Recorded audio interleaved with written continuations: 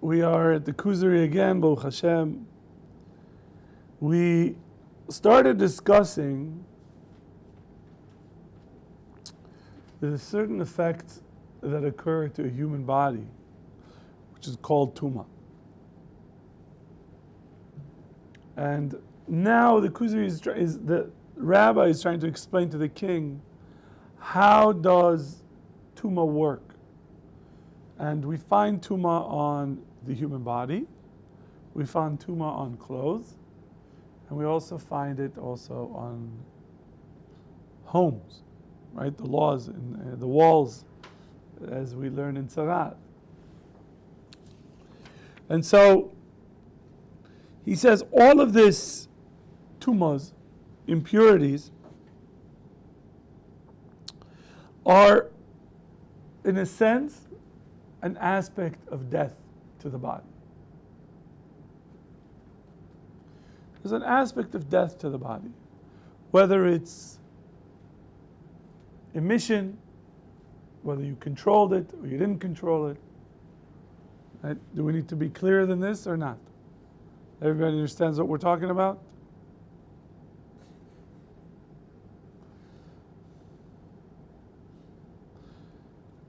Shmuel?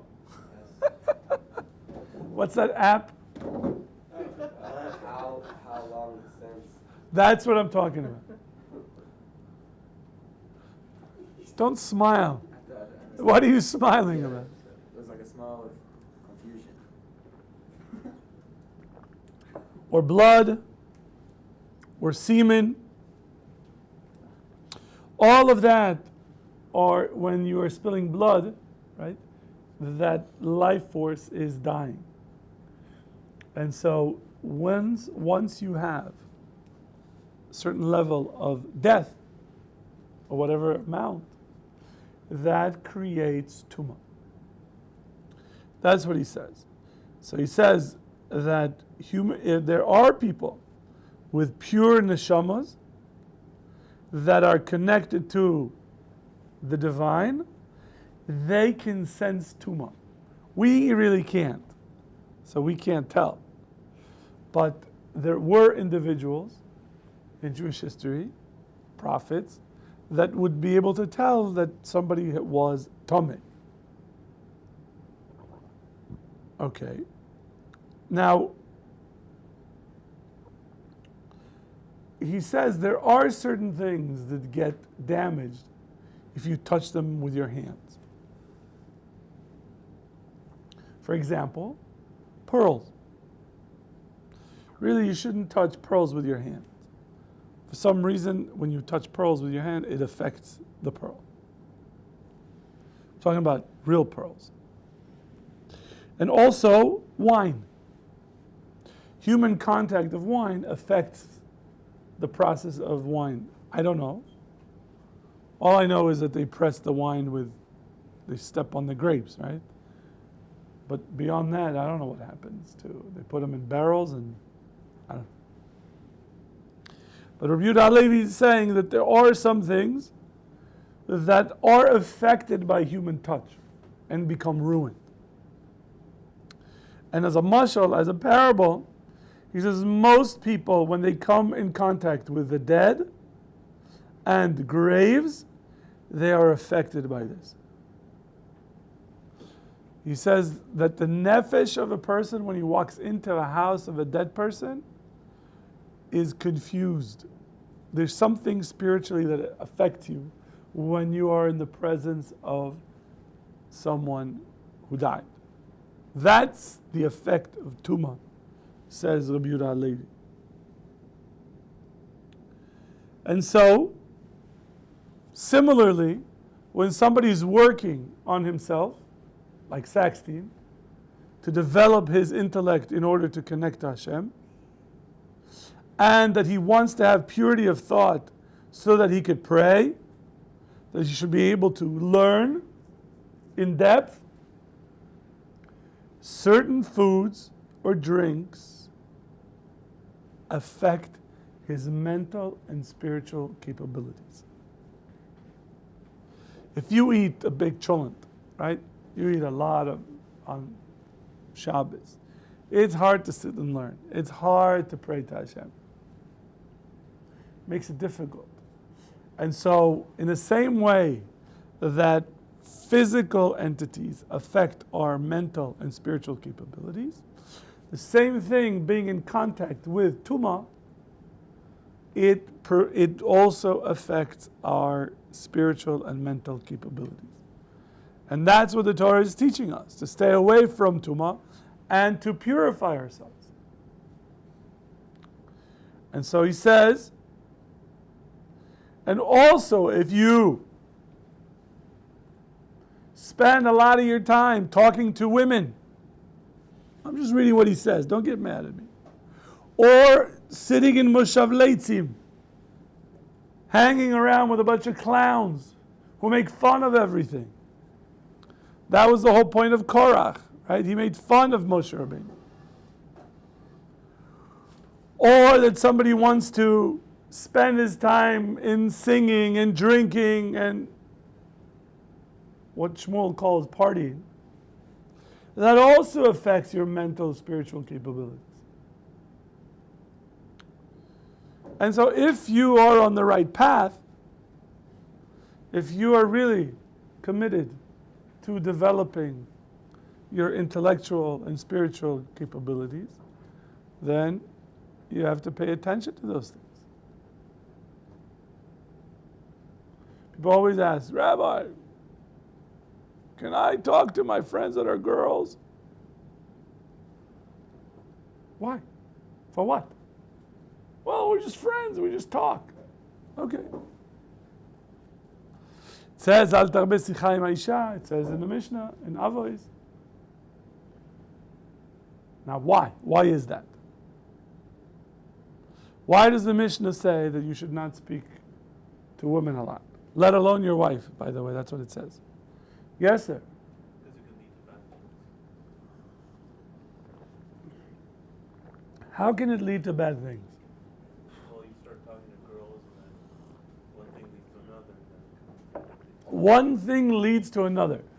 Please be specific as the camera pans towards you. I'd say imagination. Your imagination starts running.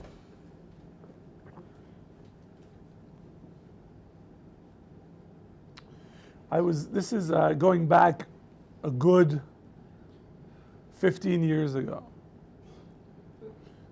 What? What? Why were you laughing? Alan? Yes, Alan. What's so funny? I made a joke to turn off the video. When I said 15 years ago? Why? I shouldn't tell the story? Tell the story. What? Maybe What's? Alan met 15 years ago, you weren't the same rabbi. I wasn't sane? The same. I wasn't the same? I hope not. I hope that I'm not the same. I hope that in 15 years I improved, became better, learned more. Have you met anybody that's the same? You know where you're going to be in 15 years from now? I have high hopes for you in 15 years. So then Eitan's like, do me. You too, my friend.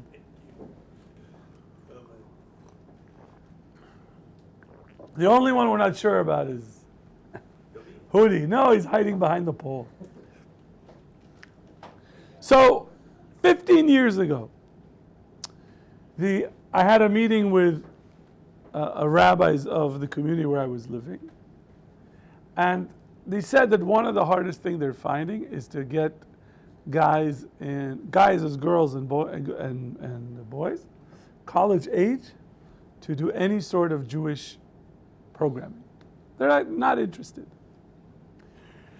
So I said, hey, you know what? Let me try to see what I could do. And I met with a few of them and I asked them, hey, if we did something for you, like on a Thursday night, kind of mishmar style. So they said, yes, but not in any of the synagogues in the city and not in the JCC. So I was like, well, where do you want to have it? We'll do it at your house. My house. Okay, fine. So we did it at my house. And I was trying to figure out what am I going to do with them. And we started learning Pirkei Avos. Not be'iyun, but just as read the Mishnah, have a conversation, have a little bit of food and snacks, nothing, no alcohol. No alcohol? No, it's mixed.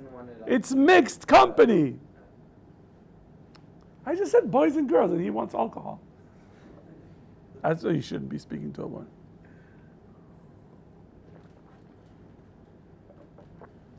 And we read this Mishnah that says you should not speak to a woman too much. And as I lift my eyes off the text, I see the stares from the Ezra's Noshim section, right? The women's section, like, right. So I said to them like this. First of all, I have a rule. When I read something that doesn't make any sense, if I say this is stupid, and I close the book and I'm done, it's finished. It's finished. Which means I have to stop myself, because that's the natural reaction, is to say, this is ridiculous. I have to stop myself and ask, if these people are as intelligent as me, why would they say such a thing? Now you could say, this is what I said to them. You could say, look, these rabbis that lived 2,000 years ago, so they are, they didn't like women, they never met a woman like me. Okay, you could say that. But then you're done with the text, and it's finished. You close the door on learning. But there's another way, which is to try to understand, why did the rabbis say what they said? Are the rabbis just mean, male chauvinists who hated women and didn't like anything and nothing fun? Of course not.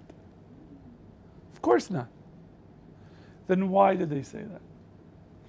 And one of the girls said, because guys have a one-track mind. And I said, I think you're right.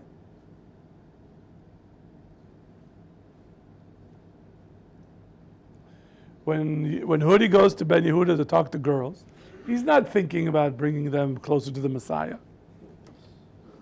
He's trying to prove to them that he is the Messiah. He's the answer of all their prayers. That's it. Right, that's a good one. That's my line, man.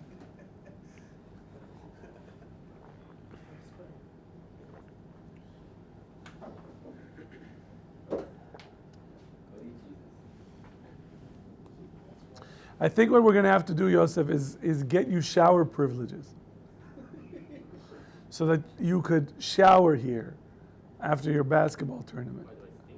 No, just so you would feel better. I'm going to try to see what I could do for that. Because, if I was running around playing basketball, that's the last thing I wanted. You should have seen when they used to walk, they used to play that girl sport with a ball. They would come here all red, and did you win? No, we lost again. And they played against girls, and they still lose. We're drinking. So, it has an effect. I think you're right, Saxton, that the imagination works overtime. And as long as when you're feeding the imagination, you are not growing in spirituality or your intellectual abilities. And that's why you should spend time not doing these things. There's a famous machlokes between the Ramban and Rashi in Parshas Kedoshim, that both of them identify the requirement to achieve holiness, Kedusha, is by making or living by boundaries. Boundaries. And the Torah gives us boundaries. It tells us what to eat and what not to eat. That's boundaries. It tells us these are the women that you can marry, and these women that you can't. That's boundaries. And then within the women that you can marry, this is how you do it. More boundaries, right? The Torah provides boundaries. And that's what Rashi says, that Kedusha, you follow the boundaries of the Torah, you will reach Kedusha. The Ramban says, no. Because a person could, within the boundaries of the Torah, still get drunk all the time. Oh, I'm only drinking kosher wine. Right?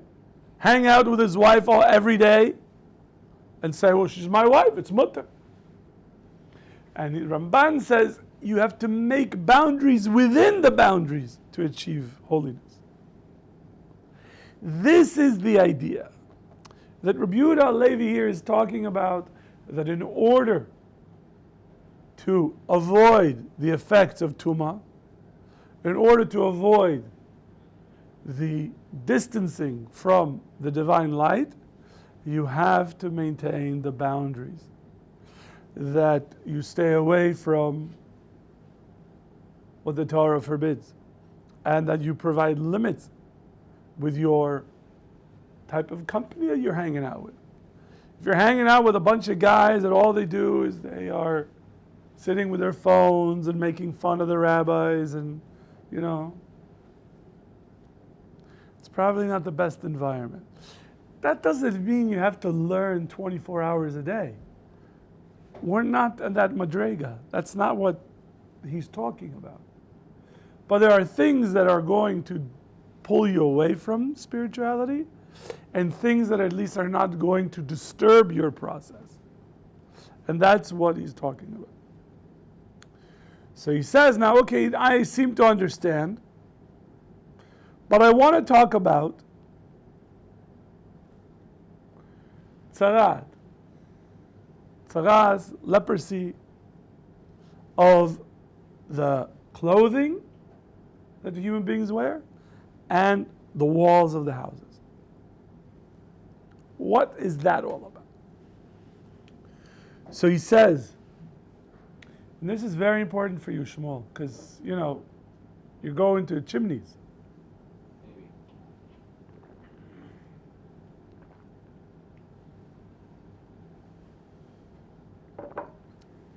You actually featured in the Sudash Lishit. Because somebody was talking about a fireplace, and we were discussing fireplace, and I said that I have a student that cleans chimneys, and it was like a whole. Yeah, that's it.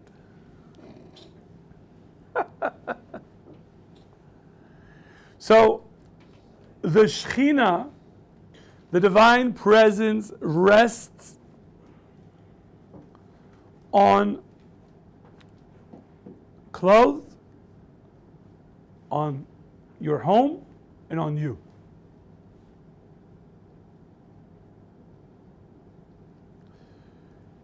This is, when I tried to think of, are there any other sources that I know that express this way? And I couldn't think of anything. So I'm not saying that this is the only opinion, but it's a big chiddush. He said the Shekhinah, that is connected to the Jewish people, it's ruach achayim shebeguf ha'adam. It's like the life spirit in your body. It provides you divine or spiritual life, and provides you light in your nefesh, in your soul, and also a light in your goof and your clothes and in your home. We don't see it. We don't see that aura. But if we were on a higher madrega, you could see it. Right? Moshe Rabbeinu the Jewish people saw that his face would shine. They were like, whoa! And he covered his face because people couldn't take it. But they were able to see it. There are, for the lack of a better term, auras, spiritual aura around each person. The Zohar talks about this in detail.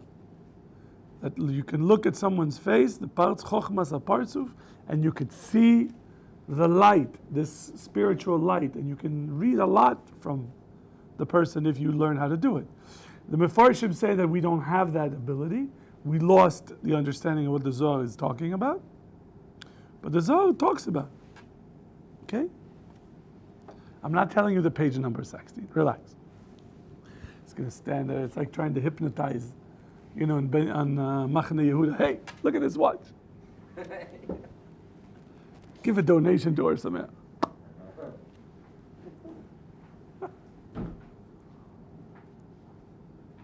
And so, everything okay, Eitan? Good. And so he says, once the Shekhinah is distanced from them, what happens is you start having bad thoughts.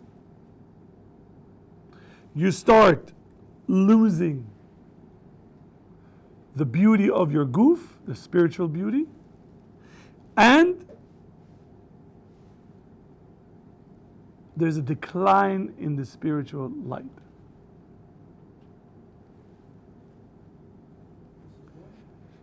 I'm sorry? He just says that's what's happening.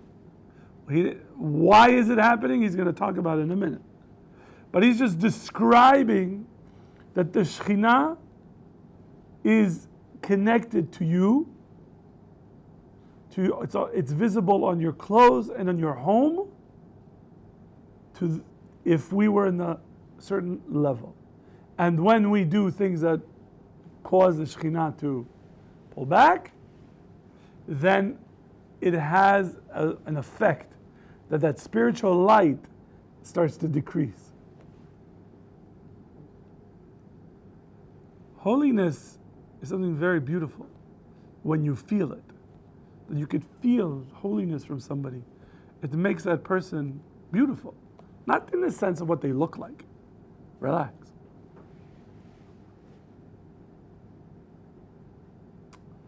And so,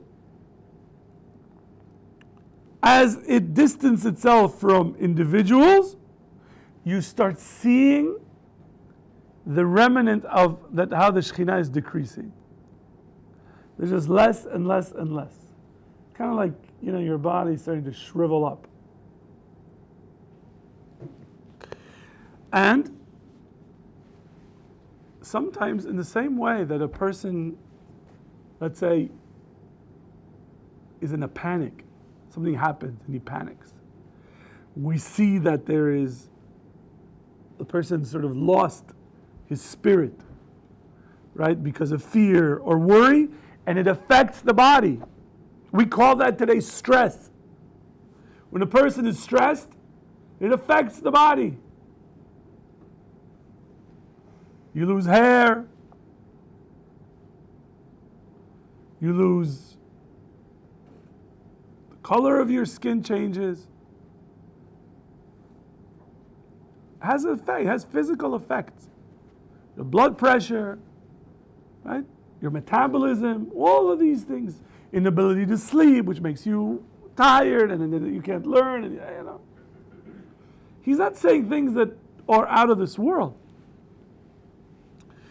So he says in the same, and that affects also women and children. And sometimes it causes them to have either black or green, dots or some remnants on their body. And they consider it as if it's from demons. That's what they call it. But he says they're not. Sometimes it's because they saw dead. They see people who are dead or were killed, and it affects their nefesh, their soul. It causes illnesses. We know this. And so, all of that, as it has a physical effect on the body, it also has spiritual effect. Okay? And that's what Sarat is. As the Shekhinah withdraws, because of whatever the person was doing, it shows signs of its regression.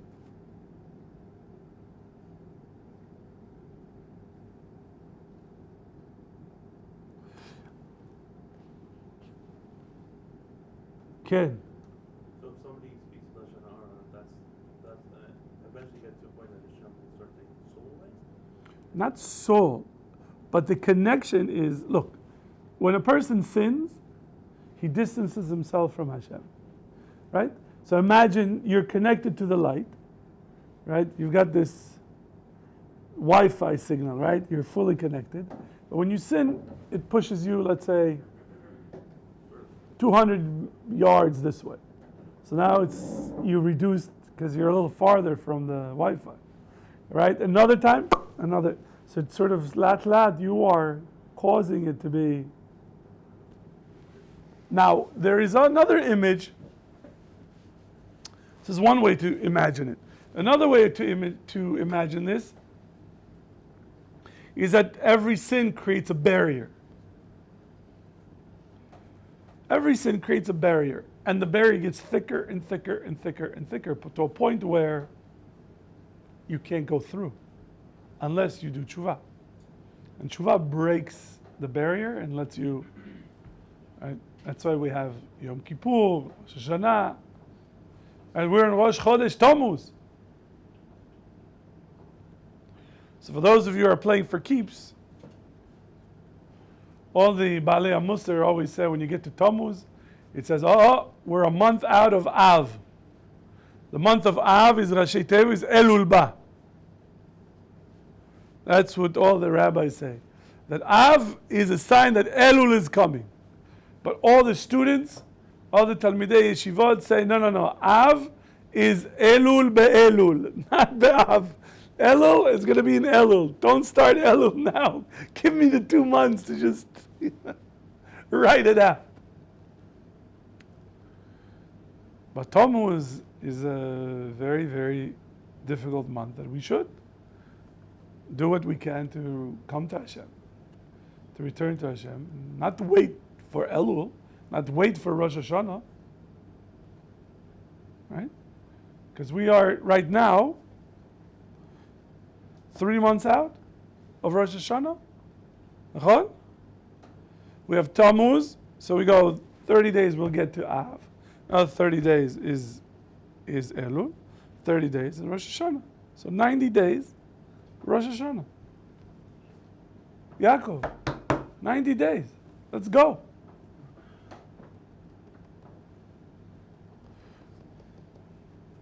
You have 90 days. So you said like if we started to like have machshavot that are not good, and like the war is bad, like it's like an indication that Shekhinah is leaving. Like how do we get like right when you feel it, it's leaving? How do you get it right back before you go in the down spiral?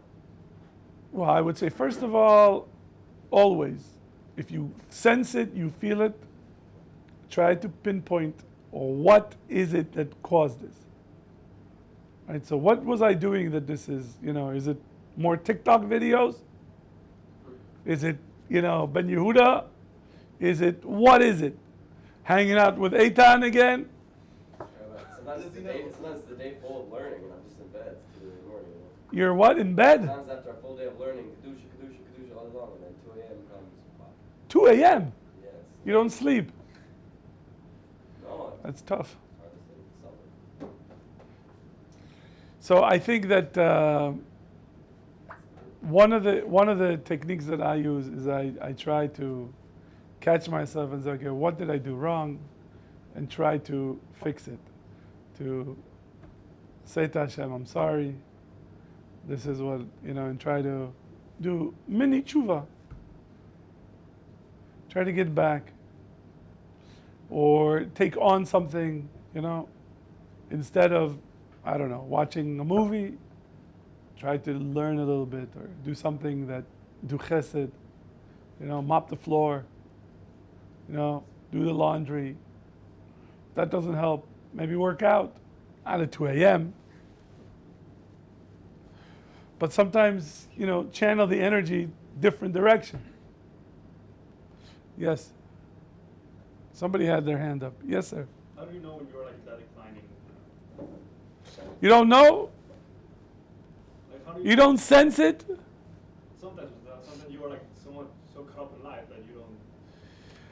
Well, being caught up in life is, you have to live a life that you are, at least on one level, at the end of the day, evaluate yourself.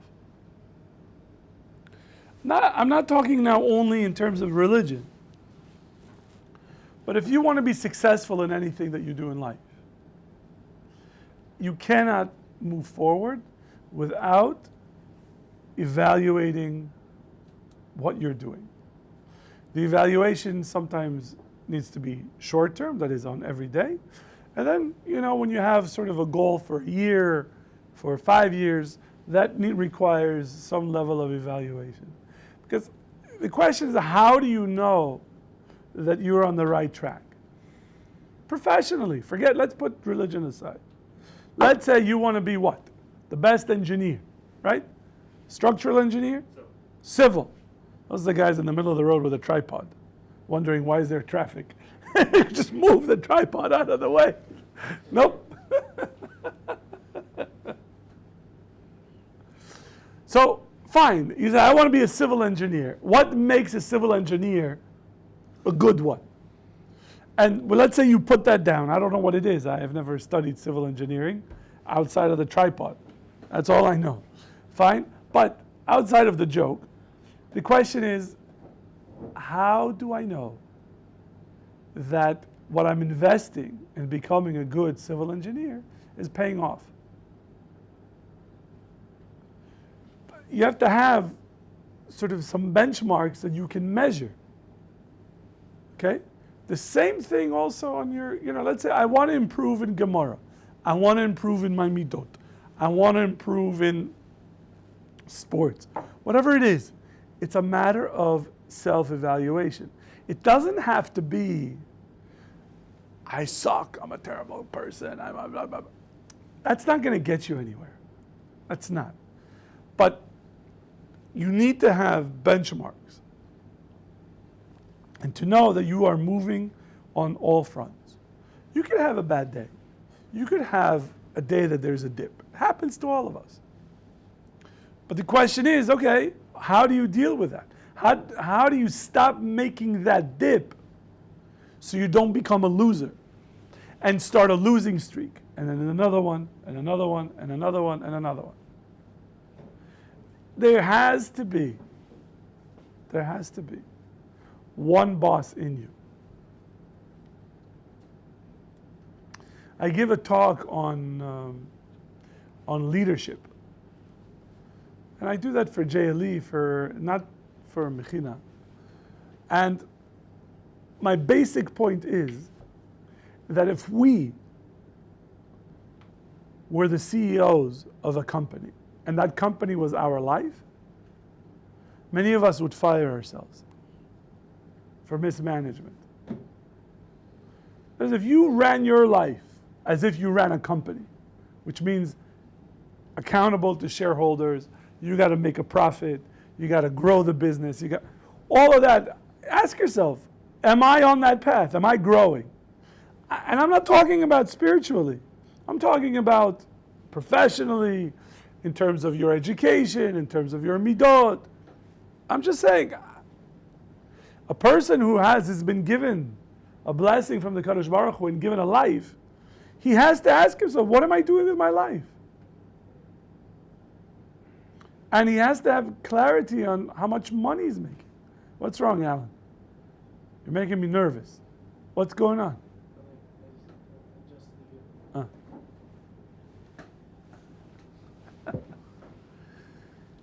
You have to have a plan. You have to have what in the business world is called the vision and mission of your own life. What's your vision for yourself? And what's your mission? And once you have those two clear, what are your goals? The goals are supposed to allow you to fulfill your mission and vision. Without that, a person is certainly lost. So if you're in yeshiva, then what's your mission here? I want to develop skills. I want to go grow closer to Hashem. Okay, how are you evaluating how you're doing? It could be as simple as, well, if I'm moving from one class to the other, right, from Rabbi Schiller to Rabbi Kaplan to Rabbi Matalon, good. That is a good indicator. But that might not be what your indicators. Or the indicators would be, well, when I got here, I could sit and learn Gemara for 20 minutes. Now I'm good at 30 minutes. And next month, I'm going to 45 minutes. There's a growth. Or I used to be able not to be able to read at all. Now I could read and understand 20%. Now I understand 30%. That is, have some critical evaluation of yourself to show that you're growing, that you're moving. The problem is when you don't pay attention to that, you feel you're stuck and you become lost because there's no plan, you don't know where you're going, and you're just sort of meandering from one class to the other. Anyway, that's my sort of bigger question when you ask, how do you know? It's about living a life that you examine yourself. And it doesn't end once you become a civil engineer. Then you will start being a CEO of a company that now is a family. That you have a CFO, which is your wife, right? She runs the show, right? And you have kids, which are now your employees, right? You have to provide health care, you have to provide all these things for them, right? And the question is, okay, what is the mission of this family? How do we know that things are going well? What's the vision? Now I'm speaking in business language because it's a lot easier to understand. But all of this is really comes from the Ramchal's Mesilat Yesharim. Ramchal's Mesilat Yesharim is essentially the blueprint of how a person should manage his life. Okay, let's stop there. Nobody can leave because we are, if it's just us, we barely have a minyan. Mincha.